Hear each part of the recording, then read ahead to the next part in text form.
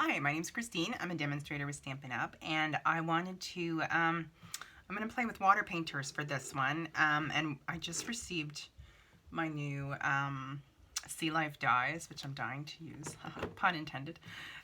So I'm going to use a couple different techniques to use the water painters, and I haven't received, unfortunately, the Seascape bundle is back ordered. So I've got the dies, but not the stamp set. But I've got the Whale Done stamp set, which is also one of my favorite underwater ones. So I'm just going to kind of mix and match. So we're going to start with our water painters, and I want to use, this is our watercolor paper, sorry. So it's fairly thick. It's quite heavy. It's got a nice texture to it as well. And it holds the water really well. So I'm going to use this as my background piece for my card, and I'm going to use the wide brush for my water painter. If you haven't used water painters before, they come in 3 different sizes, so from flat to medium to small. The first time you use them, you'll notice they're really weird to fill.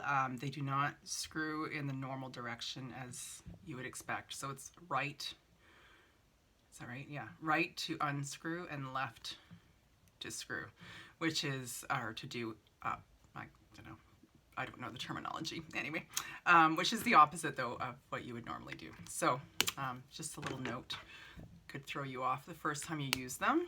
So these are all filled. I thought to do that before I started my video.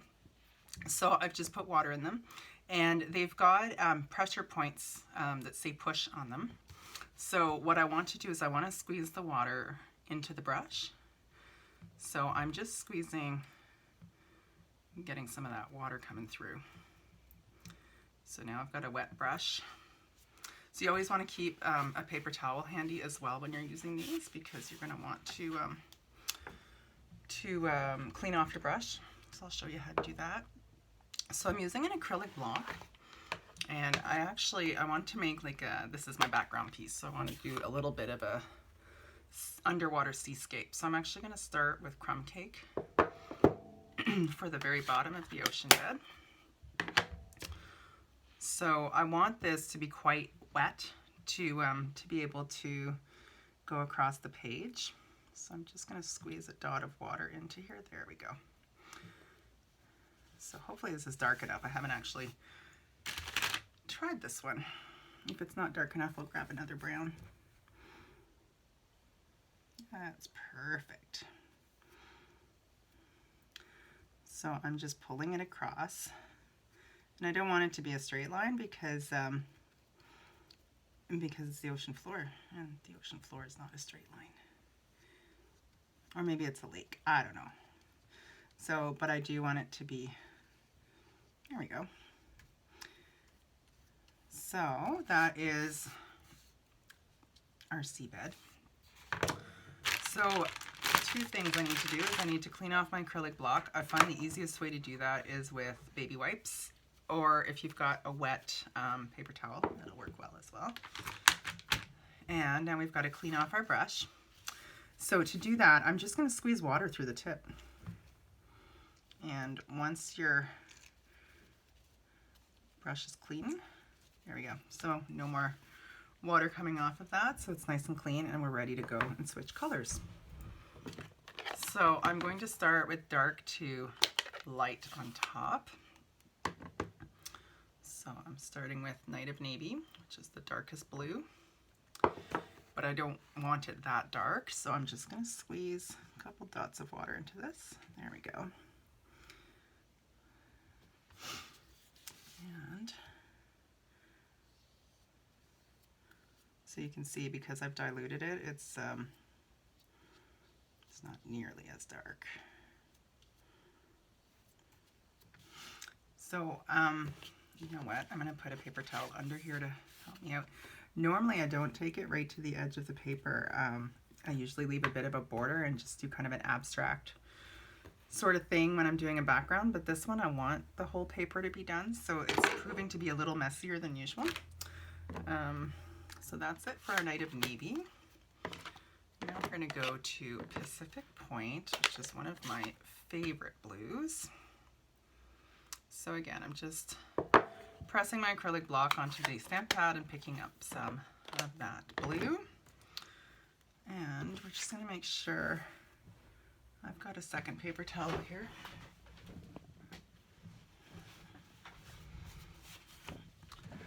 So the beauty of the watercolor paint paper is, I mean, it is bowing a little bit, but hardly at all. And that's just because it's designed to hold water. All right. So now I'm just going to add some water to this one. Look at that brightness.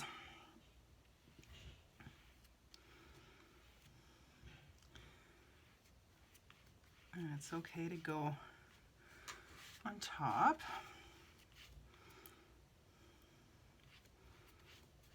Like to go on top of the colors, it kind of blends them together, so it's kind of fun. And I am going to finish this off with Pool Party, which is a really fun blue. So I could have done it just in one blue as well. I'm kind of choosing to show you this technique with the blending of colors too. You can do this with any color scheme as well. So you could go, you know, do a rainbow, a sunset looks gorgeous.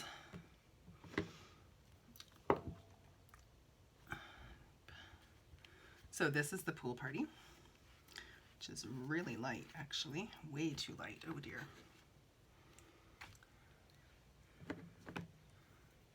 I'm gonna see what it does without diluting it. It's a little darker. Yikes. Okay, that's way lighter than anticipated, so I'm just going to pull in a bit more of the Pacific Point to fix that. Isn't it fun though how the colors bleed into one another? And that wouldn't, it wouldn't do that with, without the watercolor painter paper. So I just want to pull some of this Pacific Point back in. There we go. And because it's water, it doesn't have to be uniform, right? It's waves. All right, so that is it with our background. Just gonna clean this off. And we're gonna set this aside to dry a little bit. So you can, oh my goodness, I've got my fingerprints into it. So as long as it's still wet, you can kind of go over it with a wet brush and move things around. All right. So I'm gonna set this aside so it dries a little bit. And we're gonna move on to the dyes. I'm gonna make sure my fingers are dry. So for this, I use shimmer paper, which is thicker than our regular cardstock, but thinner than watercolor paper. And I used the dyes. Now these dyes are so cool. I'll show them to you actually. So there is a piece of coral, or I guess it's coral. And then we've got some little fish here, this gorgeous seahorse, and the fishy. I think he looks like a goldfish. And that's what I'm going to do with him. But what's really neat is it cuts it around the dies, but it kind of cuts a ridge inside the dies too that doesn't fully cut out. So it just leaves a little extra texture. So I don't know if you can see that. All of these little pieces can be kind of bumped up if you want to go for a 3D sort of card. I'm not going to do that right now because I want to paint this, but so yeah. And I don't know if you can see, you probably can't see the shimmer effect of the paper, which is unfortunate. Oh, I just realized the whole fishy doesn't come out. I'll have to cut him. So what you can do is you can do your background and bump up his fins. You see that? That's really cool. But I do want him to be a fishy, so I am going to cut him out using my scissors. Oh, that's so neat. See, first time I used them, we're learning together. So to do this, I'm just going to complete a couple of cuts. That one. And then his body to his tail. And same with his back. Try not to make these straight because, well, he's a fishy. All right, and then we'll just do this cut. So it's super easy to turn him into a free-floating fish, or you can have some fun and add dimension, which I was showing you there. All right, so I don't need my cutting plate. If you haven't got in a cutting and embossing machine, that was the bottom cutting plate. You always have to use a plate when you're using dies to protect the machine. So that is what that is. That's the bottom plate. So there's a lot of little pieces that I'm going to have to take out here for the fins to add some detail. So there are different ways of poking these guys out. My favorite is to use my take your pick tool and just pick them through. You can see they come out really easily. And his gills, so this is a really detailed one, and it's got the little fins are cut but not all the way through as well, so that'll add more texture. Got one flipped around. And I guess you wouldn't have to take all of these out if you wanted to keep the texture. But I'm already there, so I'll just keep going.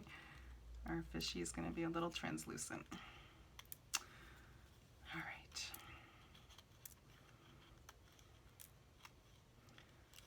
So for this one, we're going to use our medium brush. And I do also, I don't want to get that too wet. I'm just going to use some scrap paper because this is going to get wet. All right, so we have our fish and we have our coral. I decided it was. All right, so for the fish, we'll start with him. I'm going to use pumpkin pie, which is a nice orange. And we're going to use our medium brush.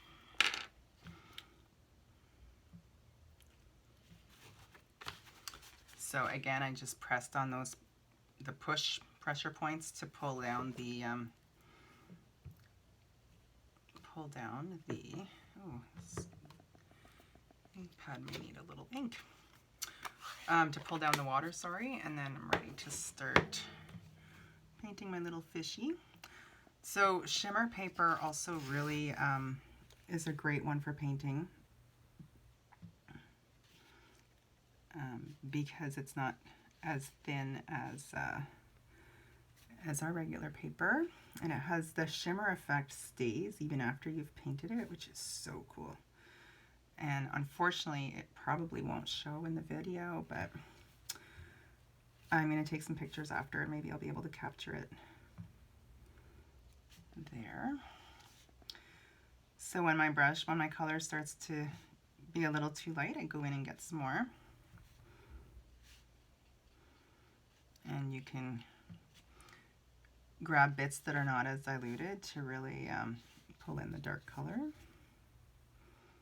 And if you get to a point where you're just not getting enough color, you can just add a bit more ink to your acrylic block. I love how adding the color just brings this to life. There we go. Oh, his dorsal fin, we mustn't forget that. So I'm not being super precise with this because I do want to mix in a couple other colors. There we go. All right. So I'm just going to get another wipe and clean off my block, and I can still see some blue on the other side, so get rid of that too. All right. So one of my favorite Stampin' Up! Colors, this Calypso Coral. So I'm going to use some of that on his underside.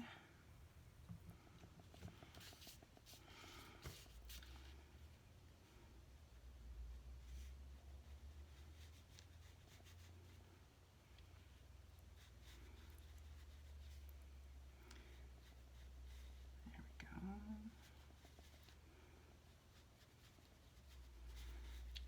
And I can just blend it up through. Oop, got a little too much. If you have a heat tool, you can also dry your paper as you go with the heat tool, and it makes it a little quicker. There we go. Because I'm not putting too much water, I find this is drying pretty quick. So I don't recommend using just our basic white paper if you're going to use the thicker brushes, because it won't hold the water. It will kind of gets pilly and lifty, and this really doesn't look good. All right, so I'm just using a little bit of Mango Melody as well, just to add a little bit more dimension to our fishy. So this is a really bright yellow, as you can tell. So I'm just mixing it in.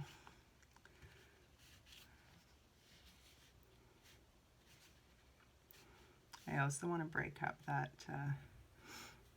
Calypso where it's kind of bold. So, all right, that's going to be it for our fishy. And for the coral, I wondered, is coral's not always coral, right? It can be other colors. Asking for a friend. I kind of wanted to do this green, so I'm going to. So I'm going to set our fishy aside to dry, and I'm going to use some greens. So I'm going to start with my lightest and brightest, which is Granny Apple Green.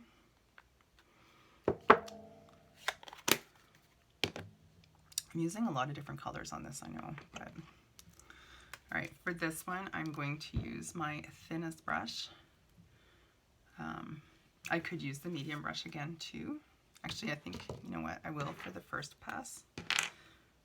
So that's still really wet. And the reason I'm going to use it for my first pass is I just kind of want to get the green all over this thing. And then I'm going to go over with the different colors, the different shades, I should say, of green.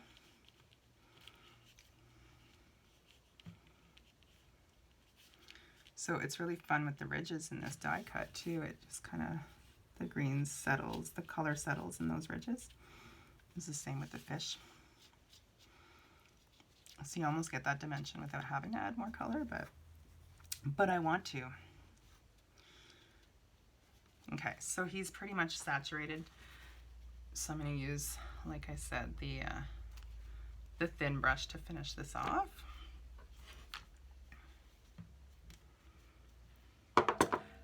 You'll see that I'm pulling away to clean off my block in between. I'm being very careful not to go right over my project.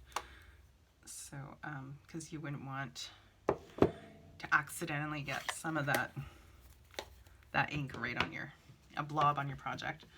So, ooh, that's a lot of water. Oops. All right, so I'm just going to kind of darken it up a bit in some spots, and I'm going to try not to have it be obvious paint strokes. Like, I kind of want it to look natural and organic. So I way diluted my paint, my ink, sorry. So it's kind of gives me some options. If I want to pick up the lighter, I just go where there's a lot more water, and if I want to get those lighter shades, I just go in where there's less water. I've got to say, I find this super therapeutic too. It's very, very zen painting. So this is the Mossy Meadow, and you know what? I'm not going to add the third color. I think this will be a nice amount of contrast.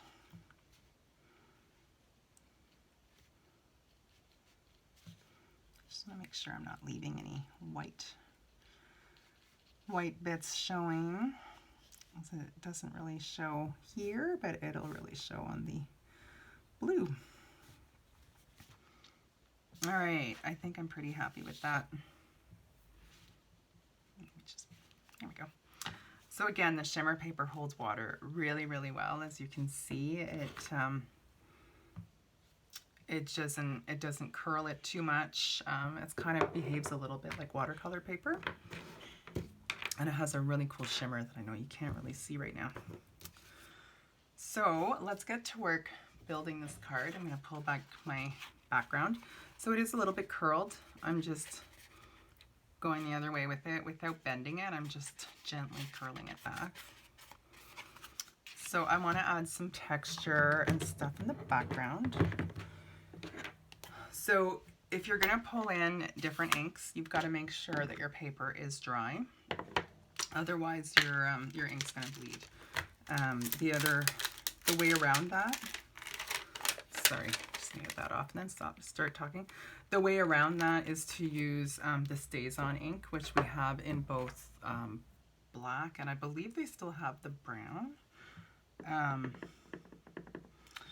Now there's a really cool texture stamp in the other stamp set that I'm waiting for, but I'm just using this one. It's supposed to be like air bubbles, but I'm using it to be pebbles as well, and I'm just moving it around so that it's not totally uniform, to kind of mimic some pebbles. There we go. And I just want to position our fishy. Look at that. Look how striking that is against the blue. Like, ow. Wow. And our green. I don't want them touching each other. I'm going to pull the green down. There we go. Wow. Okay, so I want to make some air bubbles for him as well. And to have that contrast, I'm going to use the Pacific Point. Oh my gosh, I'm so happy with this. Sorry. I shouldn't go on about my own work, but wow, this is cool. So let's just move our little fishy. And there's some air bubbles for him. All right, so I'm not going to add anything else to this because it's pretty wow as it is, right? So I just need to glue these pieces down. It's still a little bit wet, but not too bad. So it's okay if it goes over a bit because I've cut this at 3 3/4 by 5. So I'm going to have still more to build, which I'll bring in after this. So I am just going to use a bit of,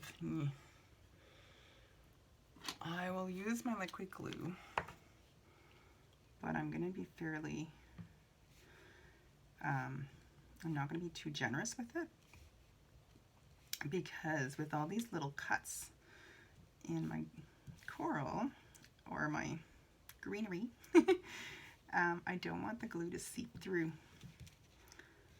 So I'm kind of putting it everywhere, but I'm trying not to put a lot.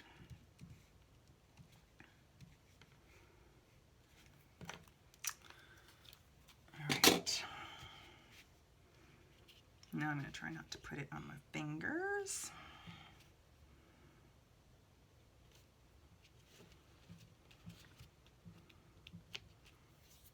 So not too much came up, which is nice. And for our little fishy, I'm going to do the same. I'm going to try not to put him in the glue as well. So I've got more freedom where his face is. But when it comes to his finny bits, I'm just being very light touch on the glue. That was way too much. I'm going to go back and clean that up.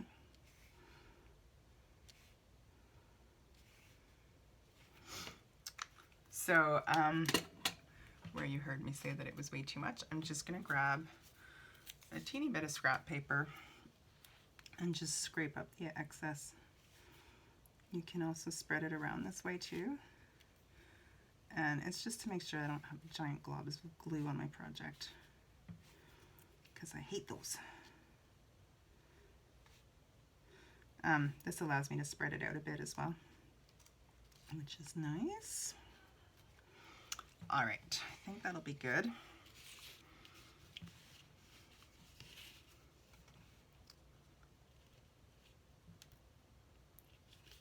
And I'm just gonna kind of press down on the whole thing to get it to stick. Again, if your paper's too wet, it's going to be pretty hard to glue anything together, so you just want to leave enough drying time in between. Oh, the contrast with the orange and the blue is just, oh my gosh. I don't know if I'm going to be able to give this card away. It's so pretty. Okay, so we're going to need a sentiment. And I'm going to use my very favorite sentiment from the Well Done stamp set, which is this little guy. And we're going to do it in,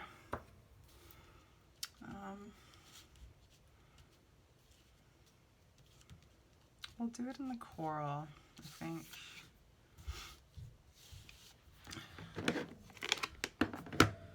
Good old Calypso coral. So I didn't tell you what this sentiment is. If you have this stamp set, you probably know. It says, hoping all of your birthday fishes come true. Which is so cute.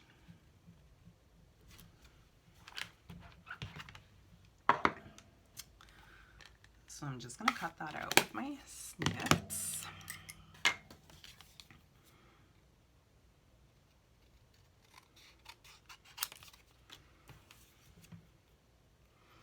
And because it's on an angle, I'm just going to cut it to an angle.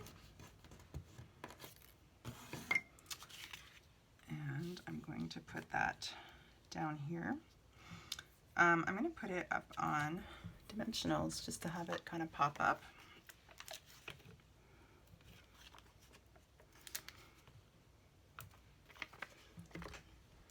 I am so looking forward to getting the stamp set for this as well.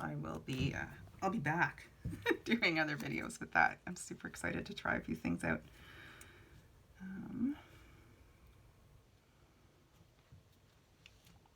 All right, now let's finish assembling our card.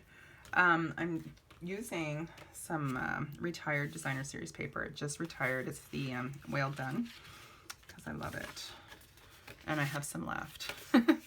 But you could easily do this with either different paper or cardstock if you wanted to add the layers. Ooh, flying bone folder.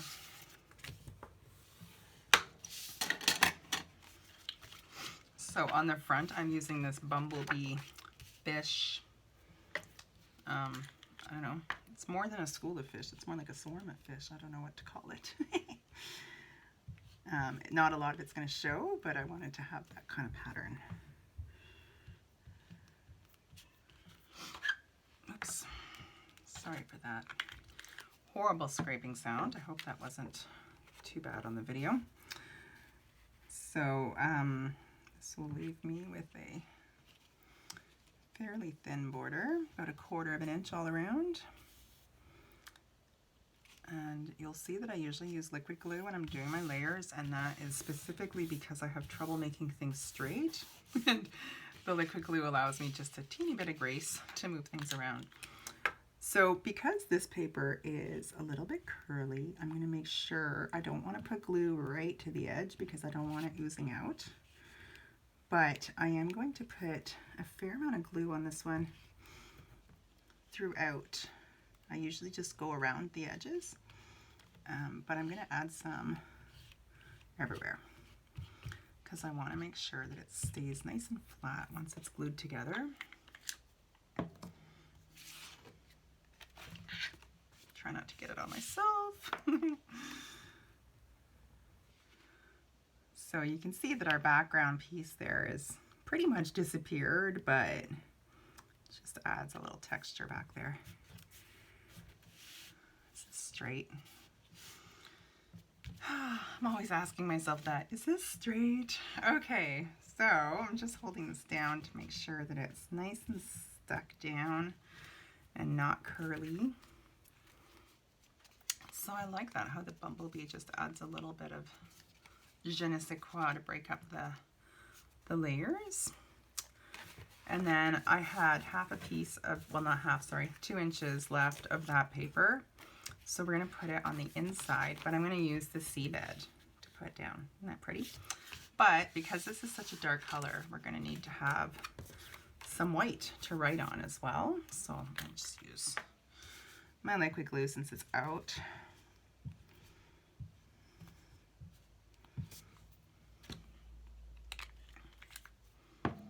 So I'm going to put the inside piece first. And I'm just leaving a teeny border around.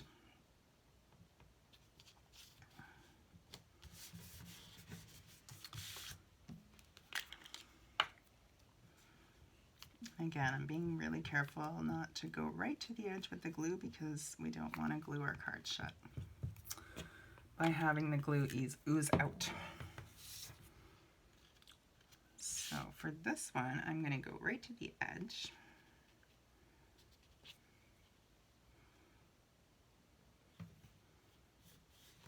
There we go. And it just adds a nice little finishing touch to the card. So this is it. I hope you enjoyed this. I showed you a couple different techniques with the water painters and the fabulous new Sealife Dies. If you have any questions, please let me know. And I would love to hear from you as well with comments. Thanks for watching.